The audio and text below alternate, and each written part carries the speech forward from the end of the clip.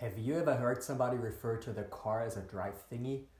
Or maybe they introduced their turtle to you and called it a water shield toad. Well, chances are that person might have been German and had a bit of a translation problem.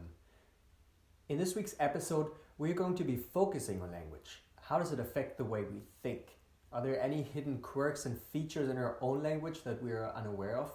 And are really all Germans always angry?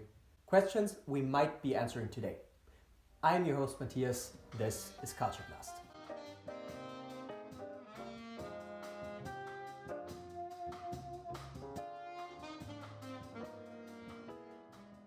I'm very happy to announce that this week we have a very special guest. My good friend and for the past 1.5 years host dad, Dr. Charles Sichel-Outcalt.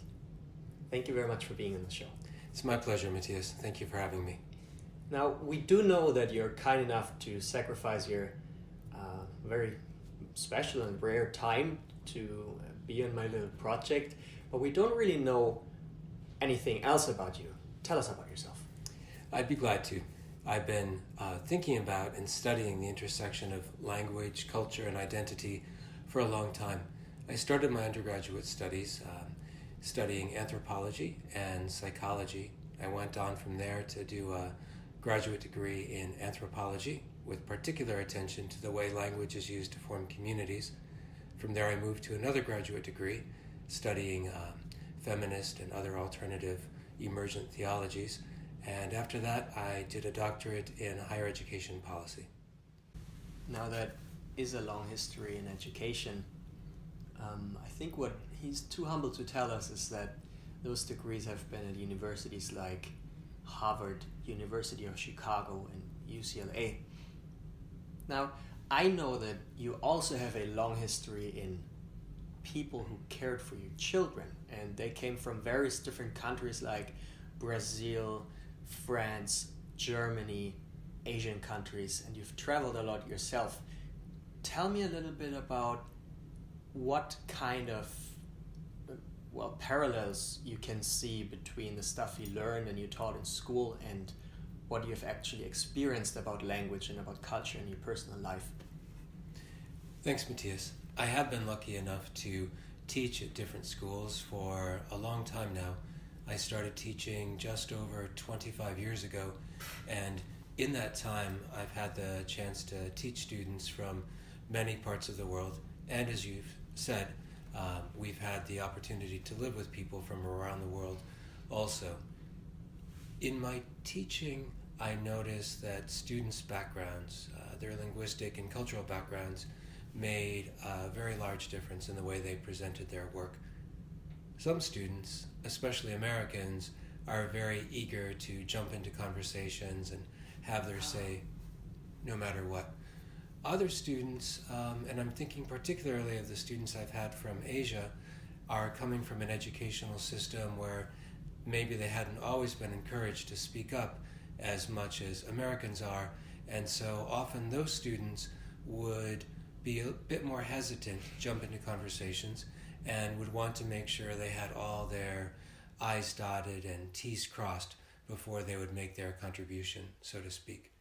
In fact, in some classes, I noticed such a disparity in who was comfortable speaking and who wasn't that I came up with a small experiment. In these classes, I gave everyone 3 M&Ms. Every time they spoke, they had to eat an M&M, and when their M&Ms were gone, they had to be quiet until everyone's M&Ms were gone. Now, you might think the point of this was to tell the people who were eating too many M&Ms, such as the Americans often, that they needed to quiet down. That was a point, but my main point was actually to encourage the students who still had M&Ms at the end of the class to speak up and make their contributions more comfortably if they could. Well, it's up to the listener to decide whether that M&M eating was due to the American way of speaking out or the American culture and eating. No, just a little joke aside. That's really interesting. I would have not expected that. And in your personal life and in your travels, were there any parallels that you have directly seen from the stuff that you have taught and the stuff that you have learned in school? Well, as your listeners might know, you have been our au pair for the last 18 months. We've definitely enjoyed that and appreciated it, but you are the 14th in a long line of au pairs and nannies that we've had. We've had au pairs and nannies from most parts of the world, Japan, Brazil, Mexico, Germany, France, the UK, America, a few other places. We have noticed in the opportunities we've had to live with all of these young people enormous differences in the way our au pairs use language to express themselves. Wow. I know I have a personal stake in this, but you can speak freely. My feelings won't be hurt. What cultural differences are those? Like such as? It's very interesting that in asking that question, you told me that I could speak freely and I wouldn't hurt your feelings, because one of the things we've noticed with our German au pairs is that they tend to be more comfortable with directness than some of our other au pairs, or actually than we as Americans can be sometimes. I remember one of the first real conversations we had after you joined our family was along the lines of what's rude in America but not in Germany, and what's rude in Germany but not in America. And one of the answers you and I came up with was, in Germany, it's okay to be very direct. In Germany, if you don't want to go to a party, from what you've told me, it's okay to say no. In America, if I'm invited to a party, it's really not possible for me to say no, I don't want to go. But I can make my intention clear by saying, I wish I could go, but I have something else to do. I wish I could go, but I'll be busy that night. In fact, this is an American joke. I wish I could go, but I'll be busy that night washing my hair. Just showing that I don't want to go, but I'm not going to be direct enough to tell you. Yeah, I've experienced that. I think that's a pretty accurate depiction. Or I've personally had it. I had some trouble being invited to a drink sometime, and as I now know, and as probably many Americans know, that's not a real invitation, but it's more of a, hey, we should get together sometime, which basically means no, it's never going to happen. So from what you've said, I'm sorry if I was interrupting, from what you've said, how does that reflect in the language of those certain countries? How would you say that shows maybe in the vocabulary, in the sentence structures? Do you know anything about that? I don't think it's an issue of sentence structure and syntax and vocabulary as much as it's an issue of the meaning of the way that vocabulary is used. For example, in America, if I run into somebody I know slightly and I say, let's get together sometime, what I really mean is, I know you're a fellow human and I don't hate you. But if I say, let's get together next week, are you free on Tuesday? That means I really do want to get together. It's important to remember, though, this is not about nationality necessarily. It's about culture, and that culture can vary even within a country. For example, I worked in California for many years, and I realized in California, if you make a plan to have, say, a professional meeting with someone and you don't confirm it, you don't have to show up. If you don't hear back, you can assume it's not happening. In the East, where we live now, if you make arrangements to have a professional meeting with someone and you don't confirm it, you can assume it's happening. Because in the East, if you make an appointment, at least in a business setting, you tend to be there. In California, in general, you make the appointment and then you reassure the other person that it's going to happen. This can be an issue because if I'm making a meeting in California and I don't confirm and I show up and the other person doesn't, he or she will think I'm rude and I will think he or she is being rude. But in the East, you don't need to do this. So there are differences inside a country, inside a certain culture, inside a certain group too, similar to maybe a dialect? Yeah, of course. There's an old joke that America and England are divided by a common language, meaning we think we understand the British may think they understand us because we're using the same language, but we don't always mean the same thing by it.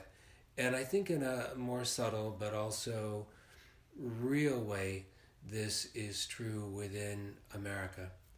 We owned a house in the South for a while, and as a good Northeasterner, I would call the builder when we had issues and just launch into the issues, thinking, oh, I don't want to waste his time.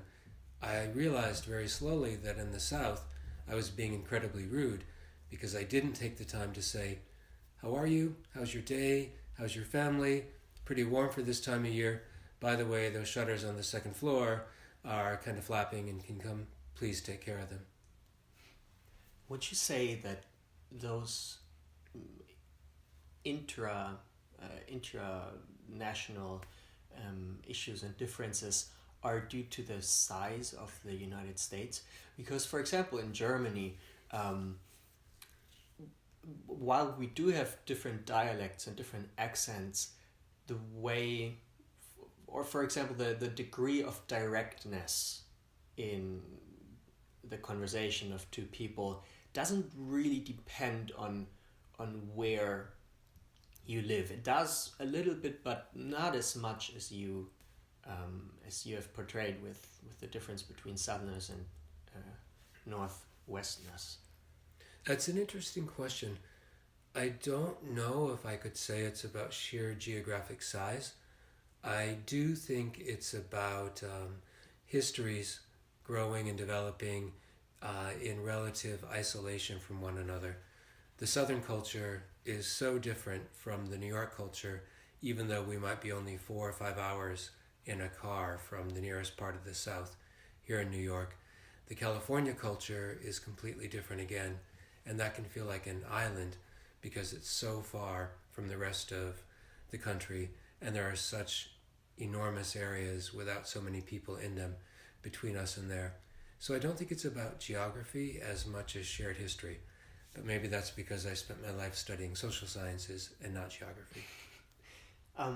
You've talked a little bit about how the upbringing and the history of a nation or of a culture affects the way they act and the way they respond to each other. One thing that has really made me very interested in this topic was a story that I read in a book that I recommended earlier. It's a story about a Brazilian tribe called Piraha. And this tribe is special to researchers because they have not developed they don't have a very developed economy. They don't have developed that much comparatively to maybe the USA or China. Now those people have a language that does not contain any counting words except 1, 2, and many. And I thought that was really interesting. I could not imagine how their daily life would work. How do you know how many arrows you have left, for example, when you go hunting, which they do a lot. And researchers traveled to Brazil to do certain small tests and experiments with the Piraha. And for example, they put 15 nuts into a non-see-through little cup, and they told the Piraha, they took out one nut by the other, and they told the Piraha to indicate when the cup would be empty, roughly. And